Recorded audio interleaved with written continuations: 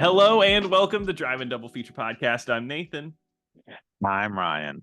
and this is the podcast where we talk about two movies a week, every Tuesday and Thursday. But before we get into this week's movie, I want to talk to you about our Patreon. If you head over to patreon.com/Drive and Double Feature Podcast, we got fun games, conversations, and you get all that just for $5 a month. And if you subscribe to it, who knows? You might talk to one of us, and Ryan might Till name next time. drop you just out of nowhere. Well, I guess you don't name drop them. You just kind of allude to them. How I come you don't know never these ask for people's their names. names? Oh, because you don't want them to Well, know who you I, are. yeah, they, Okay. I like my anonymity. I want to remain anonymous at these grocery stores, and I'm a very prolific person. I like going to all these places, and I need my anonymity. Yeah, yeah, I like being Eh, public, but also no one knows me. This Tuesday, we are talking about Final Fantasy: The Spirits Within, directed by Hironobu Sakaguchi, who is the creator of Final Fantasy, and they let him direct the first Final Fantasy movie.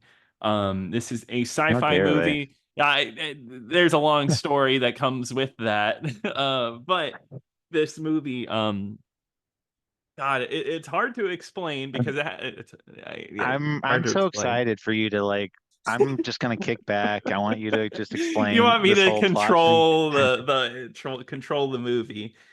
So you do not need to see any or play any Final Fantasy before you watch this. This has nothing to do with any games. Even though when this movie was over, I was like, wow, that was like if I just went to YouTube, looked up like cutscene compilation.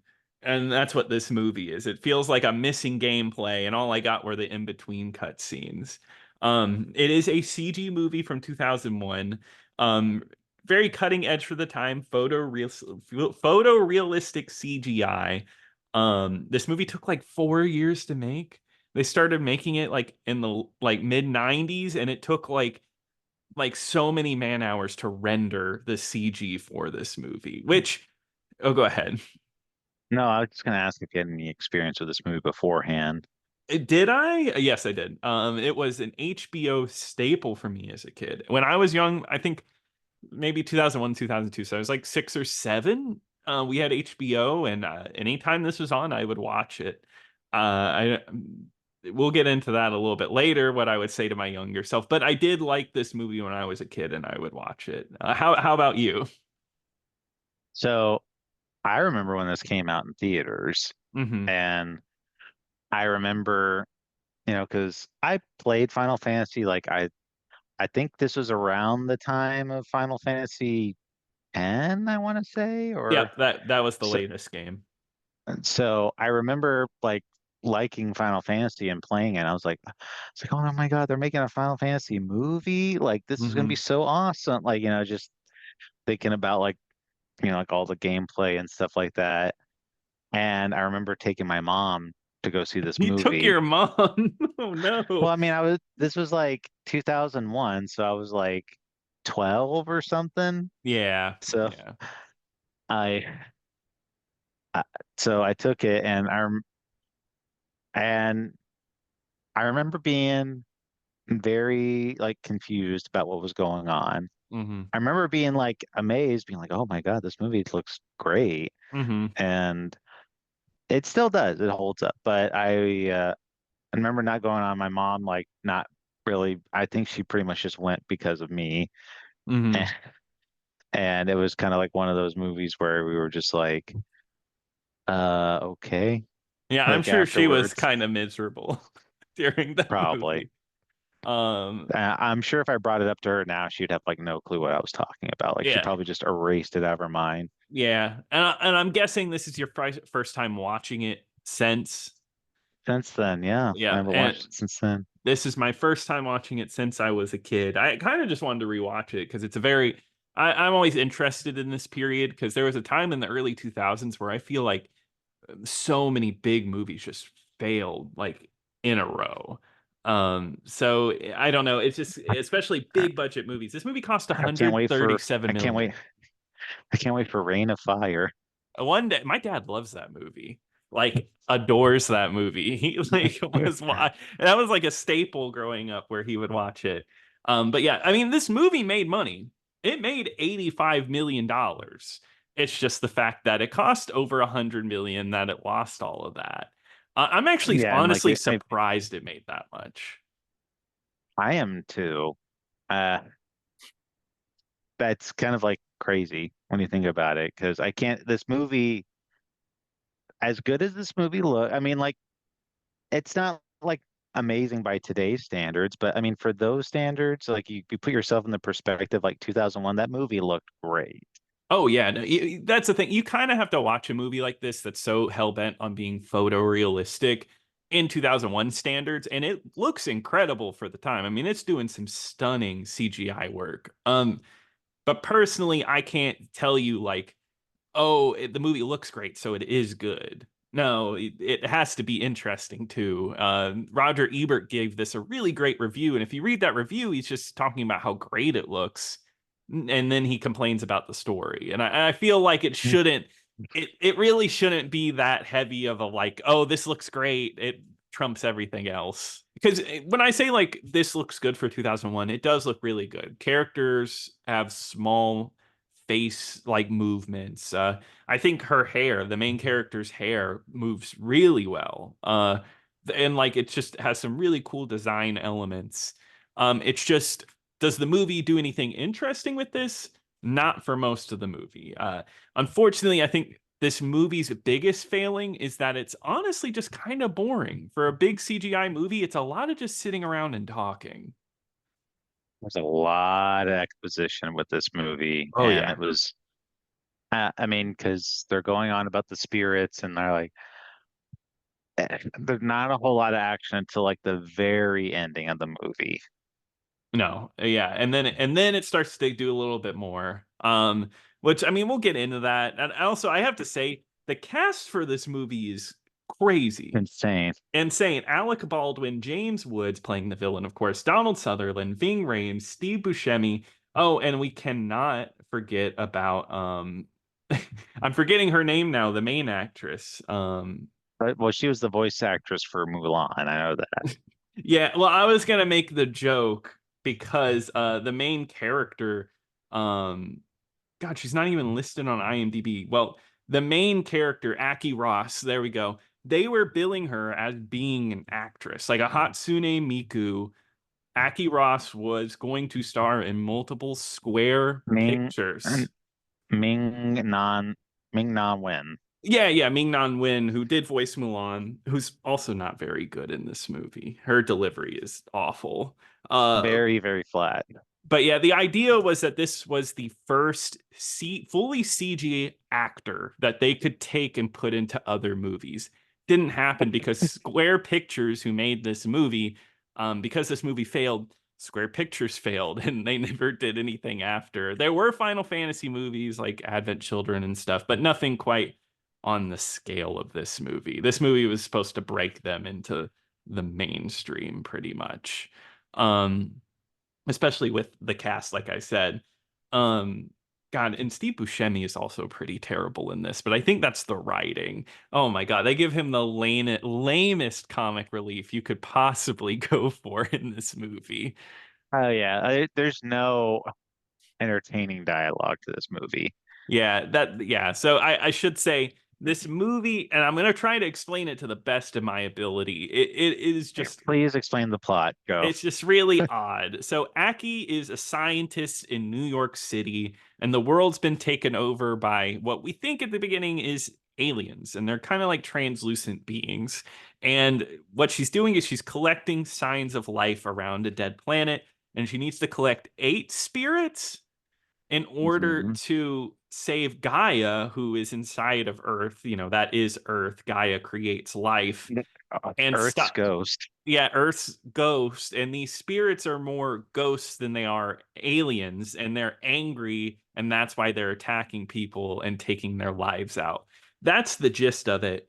The movie really wants to explain all of this to you, though. Like, I mean, like there are scenes with scientists, there are scenes in government buildings where they're describing these alien creatures, and like this is Gaia, and this is what the aliens are, and blah blah blah, and it's cool because it's animated. And I think it's interesting to make a CG movie and then do something that's like a real dramatic movie, but it still not doesn't make it the writing interesting, right? Like it still doesn't give you a convincing story because the story is just so hard. It does become hard to follow that you lose interest. I'm sure you felt like me. I lost interest because I just could not follow the movie. That was my biggest thing. It just a really like in-depth story. Like it was just kind of like they cared so much about like the lore Hmm. of of the story that they're just like, okay, well, we're so happy we created this whole lore, and then it just kind of like just the whole story of it falls flat. Yeah. And that's the thing. In a 40-hour Final Fantasy game, I bet you this story would rock and it would work because it would get the development and dialogue that it would need.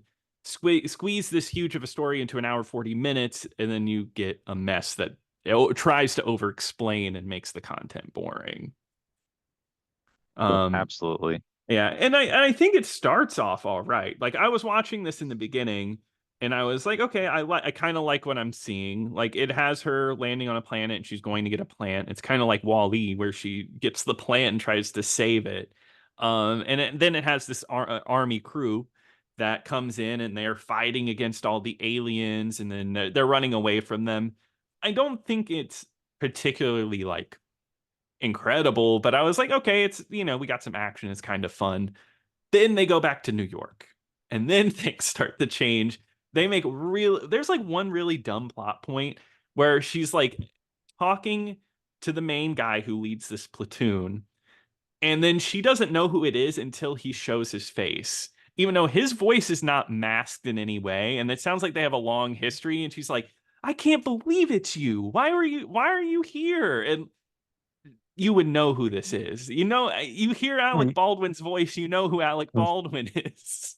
Yeah, it's not like he's got like I mean maybe if he had like that robot voice like Yeah. Like if he sounded like Darth Vader or something, whoever that is. who the hell's that? It's like the little Mr. Potato Head with the black mask. You ever seen that? No. Oh, okay, Darth okay. Cater. Gotcha. Yeah. That's what I meant. That's what he sounds like. Yeah, yeah, that's what Darth Vader sounds like. But yeah, no, it's that whole subplot of them being like former lovers or whatever, and but they have like zero chemistry with each other too. Yeah.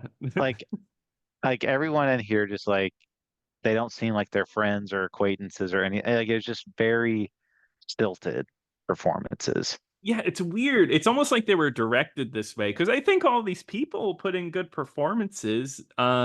But like you said, it's so stilted. It's delivered so poorly. Like especially the lead actress, Ming Na. She is God, she delivers some lines in the most deadpan way, and it ruins scenes. Like there's scenes where she's supposed to be like caring, somebody's dying, and she sounds sad, and then she just delivers it so fast and boring it just kind of like takes any emotion out of it. Yeah. She did I mean, because she's a good voice actress, she did Mulan. Everyone Yeah, loves Mulan. So, Mulan's great. but in this one, it was just kind of like, wow, like that was not great. But, Yeah, but you um, don't blame it on her, blame it on Aki because Aki just did not perform it well. The computer program just didn't do it oh well yeah, enough. Yeah. watch Final Fantasy has like their next game and they get like an AI like character, like all it was made with AI and I voiced wouldn't by be AI. surprised. I mean, to be honest with you, that's the future, I think, of video games like now, where I think we're going to be seeing something like that from a big studio very soon. Um, True. But but yeah, there's just really long-winded scenes. It's like they're debating on like the merits of like should we just blow up these, aliens or spirits or mhm. whatever, like and James Wood is like all gung ho, like let's blow them up, and they're like, we don't know what that's gonna do. He's like, who cares? Let's just do it. Yeah, Like, uh, eh, and that's his but that's his whole arc is he just wants to blow him up no matter what. It's a very James Woods role, to be honest. yeah. Hmm. Uh, And the other funny part about this movie is like, they're in these scenes where like they're talking about Gaia and like the Hmm. spirits and like just all this technical mumbo jumbo type stuff. And Hmm. Donald Sutherland is like the doctor, Dr. Sid. And I was so like amused, like thinking of like Donald Sutherland, just like, Reading this 60, garbage. 60 something year old Donald Sutherland, just like reading the script, just being like, what the hell is this The crap? Like, I'm sure the paycheck was nice though for I'm all these sure, people.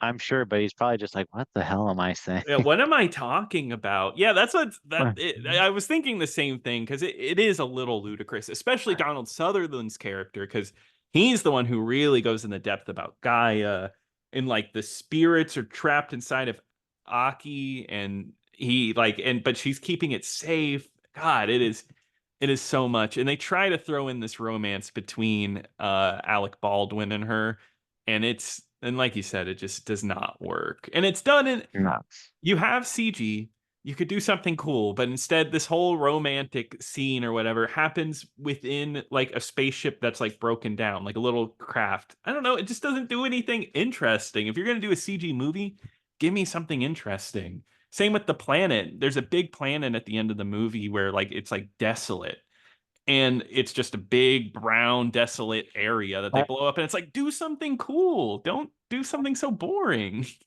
as good as the backgrounds and stuff looked, they were very, even they looked great, don't get me wrong, but it Oh just didn't yeah. look they didn't look very interesting either. It was all like these like gray and like green and gray colors. Yeah, it was very just drab. That's the whole movie. Yeah. And I don't know. I mean, sci-fi Final Fantasy was a big deal with 7 and 8, but then 9 and 10 were going back to fantasy. And I wonder if it would have been I guess it's cool that they didn't go for a fan service deal and they just kind of did their own thing. But I feel like it would have been more appealing with a fantasy setting, maybe seeing like chocobos, mages, like going for like, hey, this is Final Fantasy. What That's you what I were thought probably the movie going was going to be. for. That's what I Yeah. thought I was going to see, not like this dystopian sci-fi movie. Yeah, like just a little bit of something instead of this is not fun, like not even remotely connected, except for Sid, Dr. Sid. Oh yeah, there's always a character named Sid in these things. That's it. Uh, That's it. That's the only connection to Final Fantasy, which really. which is There's crazy. no Wedge. No Wedge, no not even chocobos because there's always chocobos. Mhm. So like I don't know. It's missing that. And I would go into the plot more, but as Ryan alluded to, honestly, there's not much to give you, right? Like I told like the big scenes up until the end of the movie whenever they find out that the last spirit is alive and they try to escape New York because they're keeping them out because they're rebels, I guess. And there's a big car chase scene where they're blowing through walls and stuff. And Ving Rhames' characters, he ends up getting hurt really bad.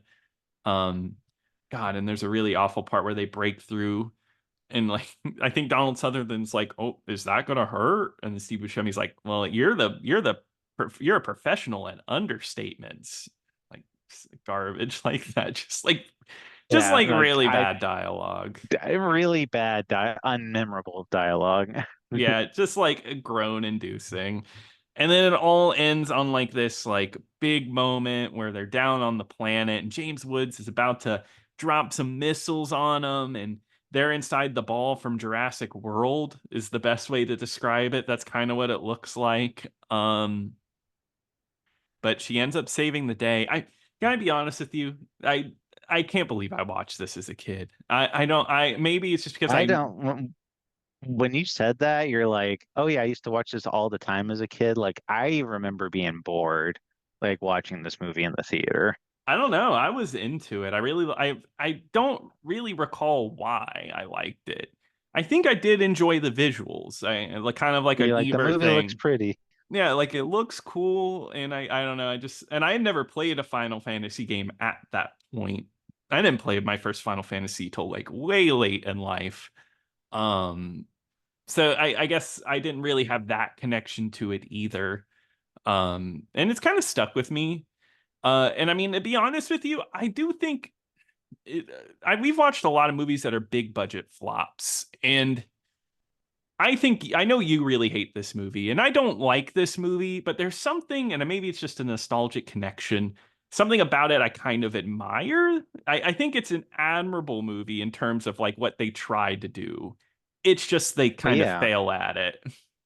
Oh yeah. I mean, I don't think, I mean, this movie was super ambitious, and I could Hmm. tell they tried really hard to make this movie the best they could. I mean, like just like in the visuals alone, like you said, like they had worked on this movie for so long that the software that they're using became outdated, Yeah. and they had to get like the next one because like it had already gotten so much better, and they had to like basically scrap what they did and start all over again with the updated software. Hmm.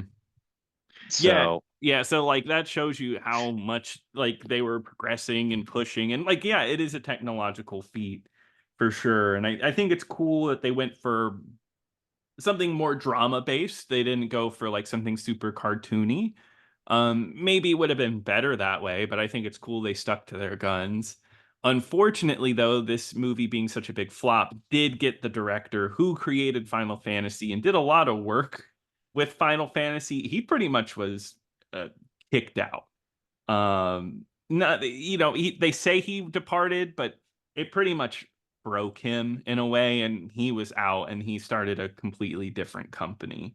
Um, so like it's just this movie ended a lot. It ended Square Pictures as well, who they plan on making more movies, and just kind of was a dud and destroyed a lot. So it was the ambition worth it in the end? No. I guess not. Yeah. But I no, I like I said, I didn't like this movie. I did not think it was good. I think it's super boring. But Mhm. I can tell they at least tried, and that is admirable. I do agree with that. Yeah, exactly. We've watched a lot of movies where they haven't tried, and at least they did that. But this is a movie I cannot recommend. You don't sit down and watch this. You'll probably just be bored. You can watch a much more entertaining movie. Watch the cutscenes from a Final Fantasy, and maybe you'll have a better time. Who knows? Than this cutscene compilation. Who knows? Yeah. Yeah, same deal. Don't recommend. Yeah. Well, then that wraps it up for this one. But Ryan, what are we covering on Thursday? Well, Nathan, we're going to be talking about the movie Thou Shalt Not Kill, dot, dot, dot, except, which is streaming for free on Tubi right now. Awesome. Well, I'm excited to watch that one. And if you want to email us, you can email us at driveandoublefeaturepodcast@gmail.com. And you can also check out our Patreon. Be sure to like, subscribe, do whatever on whatever platform you're listening to. But I do appreciate you listening. And until next time. Till next time.